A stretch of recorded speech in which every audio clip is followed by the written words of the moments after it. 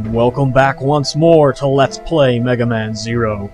Now we ended the last video by rescuing the reploid that played a game of Ace Combat and thought that he could pilot a shuttle. And now we're back to where the game began. The underground laboratory, and we're trying to retrieve some data about Zero, you know, weapons, historical events, you know, important shit, right? Well, here we are. Now there are 4 cyber elves in this level, 3 you get from enemies, but you don't have to do any major farming, so that's all good, so you don't have to worry too much about your time. Now this area has changed a bit since we came through here the last, and with all the seal cannons firing at you, things can get pretty tight rather fast. But it's nothing that you shouldn't be able to handle. I mean, this is another short level. It's actually even shorter than the train mission, and probably even shorter than the disposal facility. But to make up for that, the latter half of this mission can get rather tricky, especially if you screw up, but we'll get to that later. Also, by completing this mission, it will also grant us our 2 additional weapons.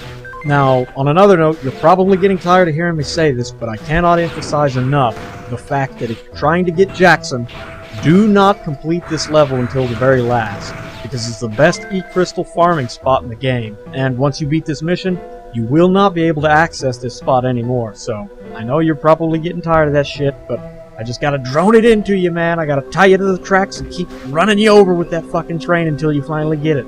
And so it's boss time, and would you look at the size of this big motherfucker? I kinda think he needs to lay off the fucking McMuffins just a little bit, don't you think? Now, even though he doesn't say this in-game, he serves under the Leviathan of the 4 Guardians, and he's basically in charge of all data processing, and was, as you probably guessed by now, sent to retrieve all the data about Zero. You know, the stuff that we're after. Now, this guy can be pretty damned hard for a saber-only run due to his attacks, which there are 4 of them, by the way. His little palm thrust move that he probably ripped off of E Honda from the Street Fighter series. He can also curl up into a ball and speed towards you while throwing like little bombs out.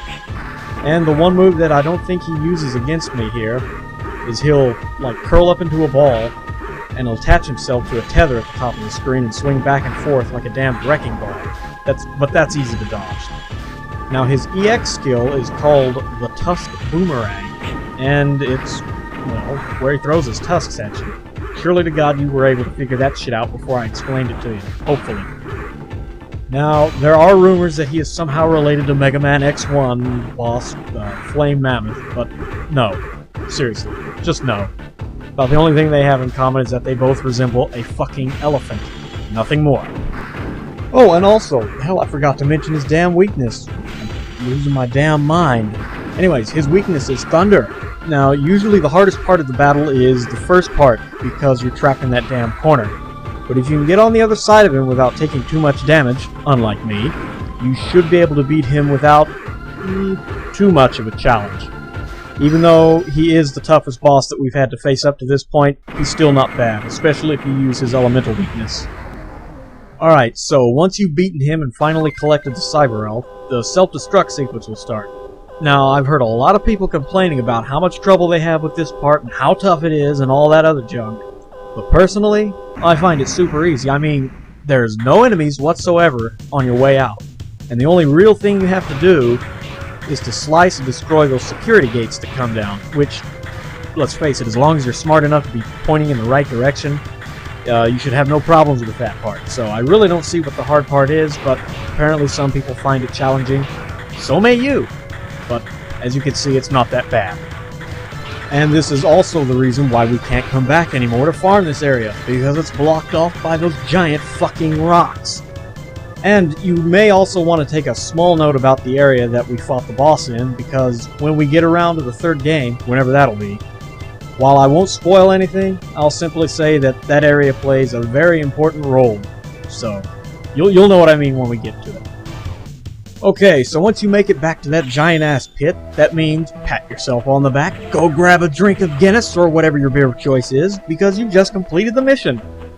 Now, once CL finally decides to shut the hell up again, you need to climb all the way back up this shaft, because there's a new area opened up, and that's where we collect our final Cyber Elf in this area. And this is actually a pretty tough one to get because of the fucking hell jump that we have to make.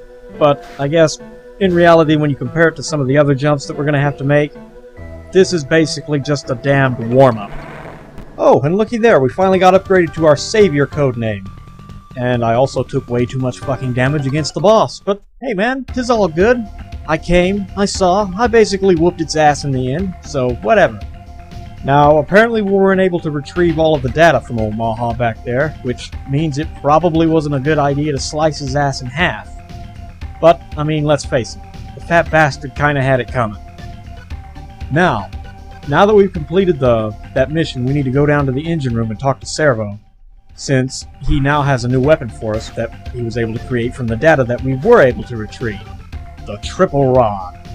Now, once we complete another mission, you need to go talk to Servo again, because he'll have completed the Shield Boomerang, your last weapon, which I won't be showing in this playthrough, simply because we don't need to use it, but maybe I'll throw in an extra video showing all the weapons and everything, but that'll be later.